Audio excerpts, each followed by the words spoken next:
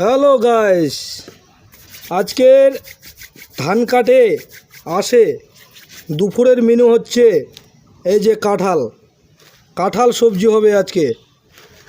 এই যে দুপুরের মেনু হচ্ছে আজকে কাঁঠাল, আর নিচলা মাছে এক জায়গায় চচ্চড়ি হবে। দুপুরে ধান কাটে আসার পরে বাড়িতে একটু সবজি রেডি করে দিলাম।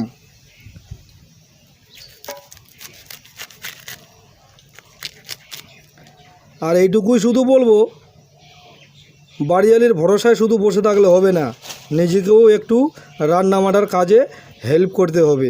বুঝতে পারলেন সবাই? বাড়িতে এসে যে কোনো কোথাও থেকে আসলে রাঁধুনির উপর রাগ দেখে কোনো লাভ নাই। রাঁধুনির সাথে একটু তাল মিলিয়ে যদি একটু হাতে হাত মিলিয়ে কাজটা করেন, তাহলে খাওয়ার মেনুটা একটু তাড়াতাড়ি রেডি হয়ে যাবে। বুঝতে পারলেন সবাই? তাই শান্তভাবে একটু রাঁধুনির হেল্প করবেন সবাই, এই যে আমার মতো আজকের।